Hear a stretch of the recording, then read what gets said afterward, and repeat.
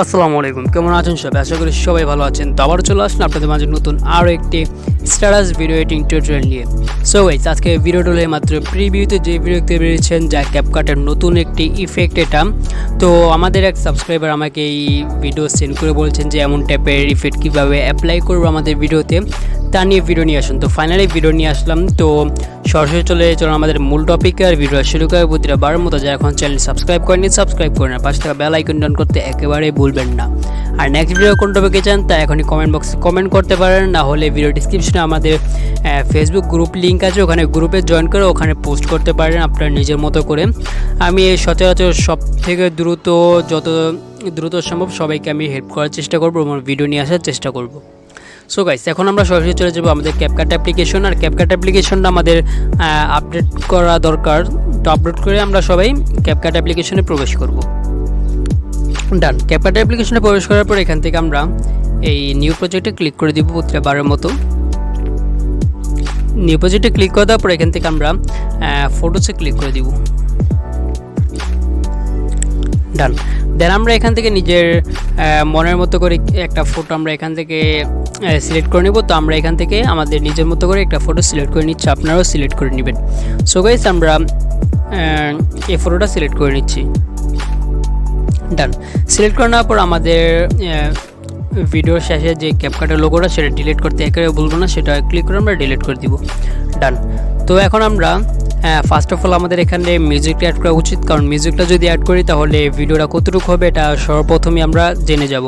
তো তাই আমরা এখান থেকে অডিওতে ক্লিক করে দিব।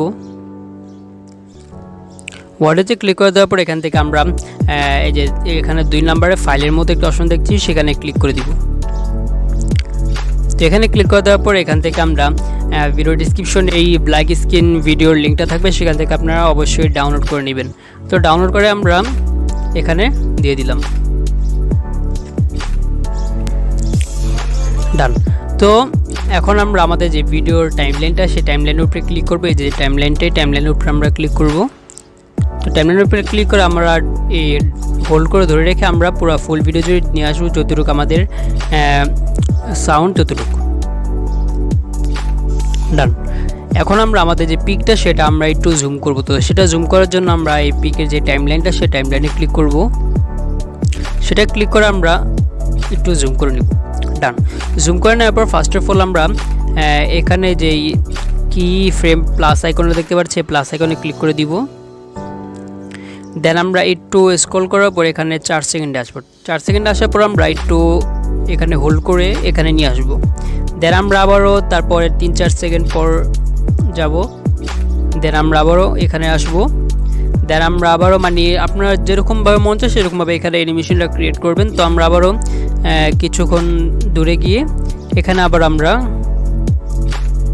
উপরে নিয়ে যাচ্ছি, আবার শেষে নিয়ে আসে এখান থেকে আমরা এখানে নিয়ে আসলাম। ডান। দেন আমরা যদি এখন ভিডিও ফার্স্টে থেকে ভিডিওটা প্লে করি তাহলে দেখা যাচ্ছে যে এখানে আমাদের একটা অ্যানিমেশন ক্রিয়েট হয়েছে, খুবই সুন্দর একটা অ্যানিমেশন এখানে ক্রিয়েট হয়েছে। দেন আমরা এখান থেকে আমাদের এখন পালা হলো ইফেক্টের। তো ইফেক্টের জন্য আমরা এখান থেকে এই ইফেক্টে ক্লিক করে দিব। ইফেক্টে ক্লিক করে দেওয়ার পর এখান থেকে আমরা ভিডিও ইফেক্টে ক্লিক করে দিব।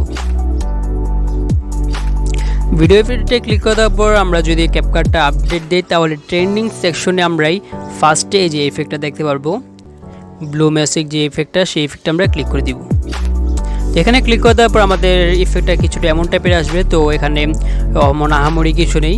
তো এখন আমরা এই যে ইফেক্টটা আমরা সিলেক্ট করলাম সেই ইফেক্টের উপর আমরা 2বার ট্যাপ করব, আরেকবার ক্লিক করব এখানে। দেন আমাদের অ্যাডজাস্টের অপশন এসে পড়েছে, নিচে দেখতে পাচ্ছি অ্যাডজাস্টের অপশন এসে পড়েছে। দেন উপরে যে টেক্সচার যে অপশনটা আমরা সেই অপশনটা ফার্স্ট আমরা 12 মতো রাখবো। ডান। দেন একেবারে নিচে যে ফিল্টার নামে অপশনটা আছে যে সেই অপশনটা আমরা একেবারে মাইনাস বলতে আমরা 10 কিংবা এতটুকু রাখবো, 10 কিংবা 12 এর উপর আমরা না যাই। দেন আমাদের যে টেক্সচারের সাইজটা সেটা আমরা 30 রাখবো। আর ডান।